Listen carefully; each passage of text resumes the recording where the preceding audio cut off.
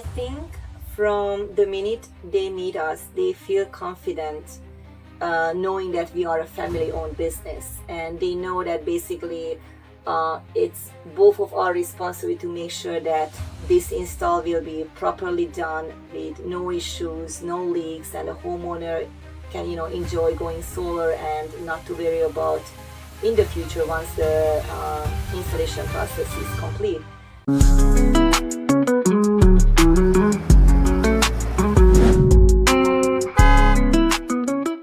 Welcome to Opportunity Knocks. I'm your host, Todd Paton, and I'm so happy because I am with Ildiko and Gyula of Sunectric. How do I do? Because we've got a lot of bloopers here, and you guys are great. I really enjoy. I'm so glad you're part of One Home, and it takes me a while to get the name down and say it perfect, but I think we finally got it. Ildiko and Gyula. Yes, we got it. Done. So first of all, thanks again for being part of One Home. We want great people running great companies, and I clearly got that with you guys. I'm really excited about helping grow your business through One Home and really helping homeowners, educate homeowners. Look, you just gave me a really good education. And just for the people listening to the podcast, we did a Q&A, and I learned a ton over the last 45 minutes. You were saying my eyes were like wide open. This is amazing. It was really interesting stuff. Awesome. And let's talk about your starting point, because during our Q&A, I heard something about being in another country and starting the business there. Give me your background. How'd you guys get started? Okay, so we lived up in New York area, and I worked as an electrician there when I came up with that idea. Let's go to Australia and do solar there. That was it's like a big... Was there a reason why? Yeah, and that time we looked around the market. It's what's happening in the world, and Australia was start booming solar. Solar specifically, and like Germany at the time. Yeah. We're talking about 2010 here. So Gyula had to travel there to get his certifications, licenses. Oh, this was in 2010? Yes. Yeah. Oh, so 15 years ago. So the solar, we didn't see anything. Nothing. It was non-existent basically, especially up north. And it was Gyula's idea that said, let's look for a country. And we looked for Australia, and we started off solar there in 2011. I love it. Now that had to be a culture shock, right? Like living out there. Were you living in Australia? How long were you there for? 8 years. 8 years, yes. Yeah. 8 years, and it was great. We were there at the peak when it was so booming, and basically we would have stayed here. We became Australian citizens. So did our kids. After 5 years. The only reason we came back is because Australia is it's a large, huge continent with a population of Florida, 22, 23 million people. Wow. And cities are very segregated. We lived in Melbourne, population of 4 million, and the next town is 7 hours, 10 hours away. So we were limited as far as installs when we were limited to one city only. But in those cities, I'm sure the majority of people are in that city, so it's it's huge. Is it like it's Sydney? You said, right?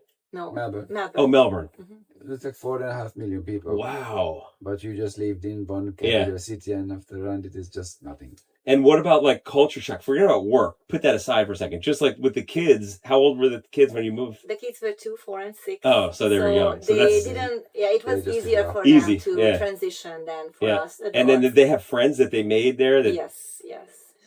Do they still keep in touch with them? Yes, they do. And our eldest, who is Laura, she has actually traveled back since we left because she's so attached to the friends. Then because she's what now? 18? She's 20. 20? 20, yeah. Oh, so that's really cool. When she turned 18, she traveled on her own. By herself. Amazing. And you know what? That's it. Just, look, we did a trip with my family for 3 months to Europe. It was my first time ever being in Europe. And we did Spain, Barcelona, Madrid, and we did Lucerne, Switzerland. Wow. That was cool. And then Italy. Oh, Paris. We did Paris too. And then Italy, we did 3 months. And that was my first time, obviously the kids' first time, Nicole's first time. We'd never been to Europe. So seeing that and having the kids see that, for me, it was like, And wow. for that period of time, which is 3 months. It was amazing. And I wanted to do longer. Oh, And, really? yeah, because I think the education, not only the kids get, we got too, Yeah. we learned, but just how people live and Different. very different. It's so different. Because here it's like everybody's stressed. Everybody's like very, and you see that it's like, gosh, why can't people just take, and Italy was a really good, like the farther south, I'm like, they're so like happy, and it was a really very laid back, and it was a cool experience. So what about that in business, when you're building a company there, hiring people, because when you're running a business, you don't want laid back, lazy people. Was it something that was a struggle to find good workers, or did they take work and like, oh, I love this. It was very easy to find people. Australia is more regulated than the US. I'm sorry to say this. So obviously we work with A-grade electricians, and the only way to find work in Australia, whether you're a citizen or you are an expat from another country, is you go through a process which is called skilled migration. Okay. You can only move to the country if there is shortage of that trade and you qualified. Oh, wow. So basically in Australia, you cannot just move if your profession or trade is not required at that specific year. They issue 150,000 work visas per year, and they change that number year by year, depend on their needs. Yeah, which is smart. Yeah, so everybody that works in any trade are qualified. That's the difference between the US and Australia. So it was very easy to work there. And easy to find talent. Yes. Because of that, yeah. Yes. And then work ethic wise, were they good workers? Yes. It No was- issues. Most of them is as a European background, so it's a different mentality, I think so. Yeah. Now, and then talk about the move of why US. Like, why'd you come back? Why'd you leave Australia? So we only came back for a very reason, because our kids were born in the US, and we wanted them to grow up in their birth country. Sure. And obviously we wanted a state where solar is more popular than Mhm. it was in New York. So we had 3 states considered at the time: California, Texas, and Florida. And we ended up with Florida. Good choice. Yeah. I'm glad you did. And so now you've been down in Florida for how long now? 7, 8? Since 2020, so 5 years. 5 years. Yes. And right when you came down, COVID, or right? Yes. It's, at first year we were just kind of settled, then after we just got hit with COVID. Yeah, literally 10 months later, COVID hit. Wow. Now, did you get this same office? Did you always have this? No, we had our first office in Boca Raton. Uh-huh. And believe it or not, even during COVID, we were able to continue to work. Yeah, because it's a required. Yeah. What about? So tell me what you love about this business and like what you're doing. Is it, obviously? By the way, we're going to show video, and so as I'm talking now, people will be watching the video of your office and seeing how organized you are. It's so. The processes are amazing that you have, and very clean and efficient. But that makes it obviously easier and good, because you're, like you just talked to me earlier about not overbooking and making sure you don't grow too fast and that you're good. But what is it that you really love about this business? Not so much just the solar, but in general, like running this business, this company. Based on the fact that this is Gyula's trade, it's not only his passion, but my passion too. After the kids became teenagers, obviously I had more time to get involved in the business. In the beginning, it was just him, focusing on design, engineering, and the cruise itself. And he's only one person, he always handled the admin part great. He did himself. He did. So you did inside office and out. From the beginning to the end. Yes. So Gyula is the person that knows everything from A to Z. So basically, my role is only assist him so I can take off some of the responsibilities from his shoulder to take over the admin part, which is site survey and then permitting and net metering and the scheduling of the installations, but he does the install part. And we want to make sure that quantity doesn't override quality. It's one of our number one focus.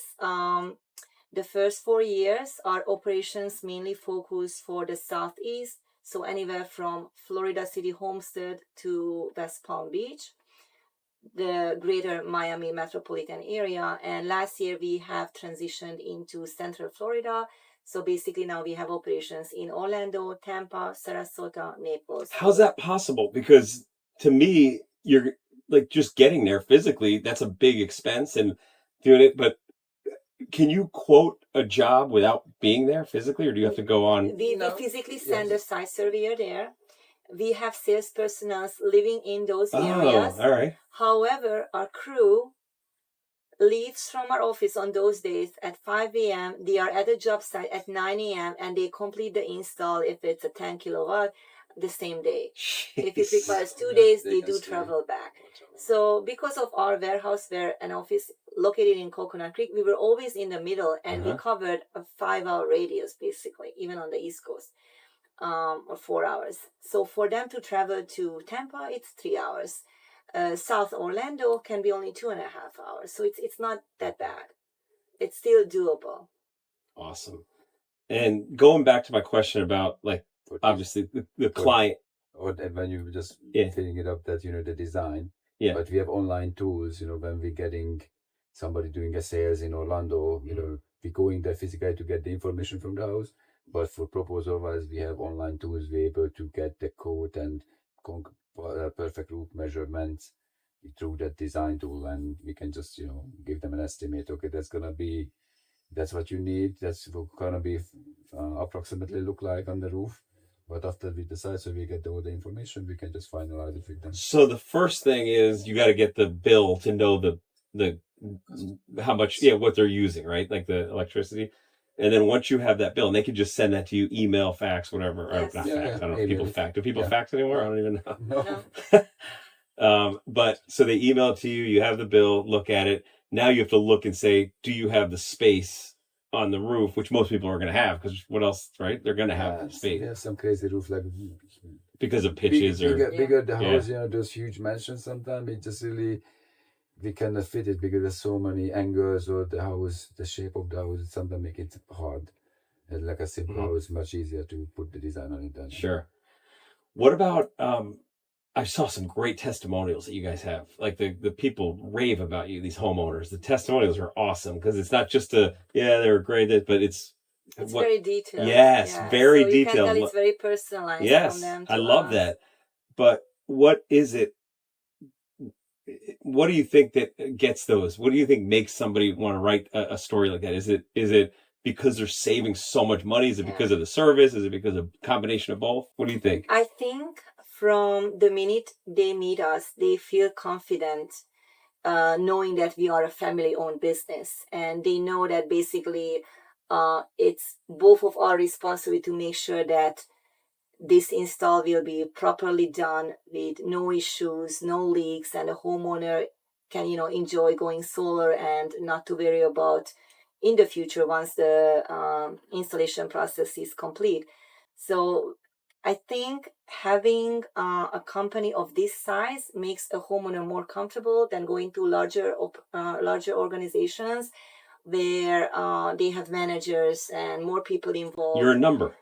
Yes. You're just a number. You're not a client, a customer that you could tell. I'm telling you, reading those testimonials, it was a big reason why I was so excited to have you join our team, because I saw, like reading it, I'm like, this is exactly what I want. Because obviously I want to get the best companies run by even better people. When better people are running the companies, that's a win. First of all, it's people that I'm referring business to over the years. I'm going to be referring business to you, as well as when people are using the app, I want them to really feel confident. So I'm so glad that you're part of this team. So talk to me a little bit about the growth, the future. I mean, you've talked about how you've gone into these, which is wild. They get up at 5 a.m. I mean, you're doing it without having to open a physical location in these spots, right? I mean, you have salespeople there, but you Yes. don't. Yeah. Your warehouse here, which by the way is beautiful, is your central. That's your location. You don't need to go out of this. Like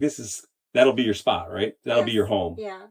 So going forward in the future, the only thing we might implement is just maybe having a warehouse locally in Orlando and Tampa, but definitely those areas can be managed from this headquarters. And the warehouse would just hold the solar panel, like because you describe. Why don't you tell me a little bit? Tell everybody what you described when the day of. Walk me through. I'm getting solar panels. Like, first of all, is it a year out that I have to wait? Is it? And then talk to me about the process of.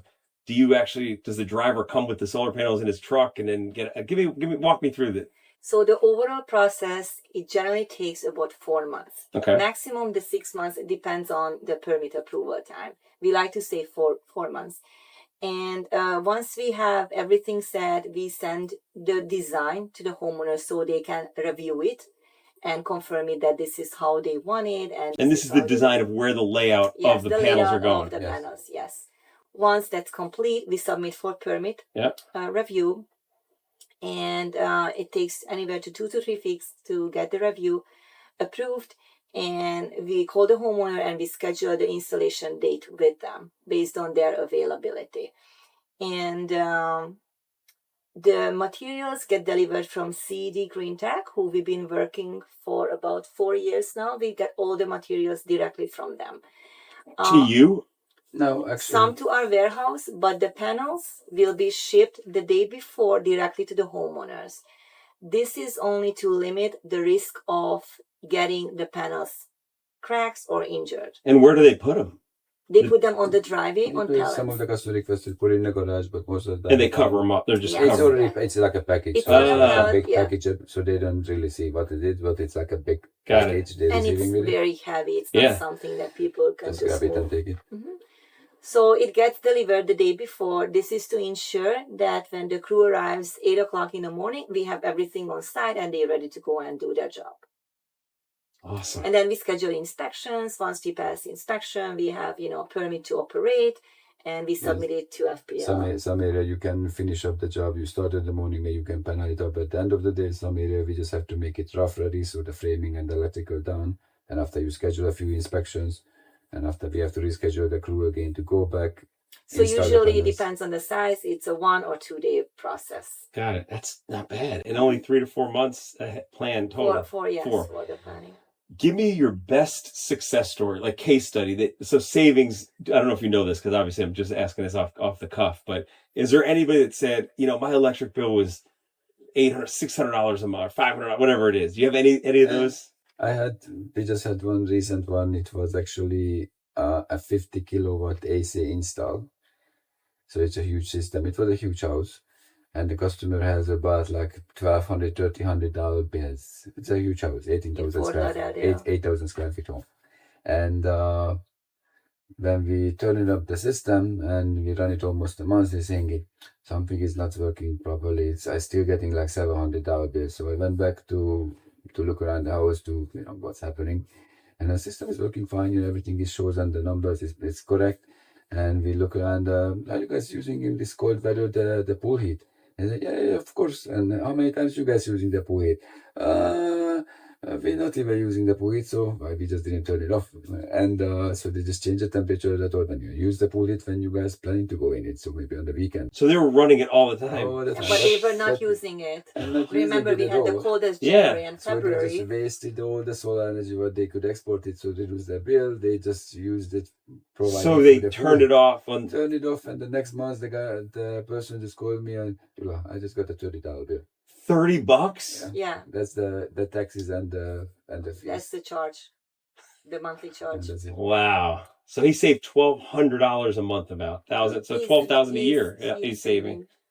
So that's in 5 years, 4 years. He's gonna have, and that's the numbers. Don't lie. It's a big system, but it's gonna be. It'll take them. But normally it's what? How many years? 15. It's what? In their case, it was cash, so they have no loan. They no loan. So but I'm saying even to make up that investment of the 5 to 15 years. Jeez. That's For awesome. them. Yeah, it's And then once it's done and paid off, then it's just purely, yeah, you're saving. That's pure savings. You generate your own energy. And your value when you sell it for more money because you have this huge, awesome. Well, this has been great. Thank you guys so much for being on the show, and I'm looking forward, like I said, to working with you and what 2025 and the years to come are going to be good. It's going to be good for us. Thank you. Thank you. Thank you.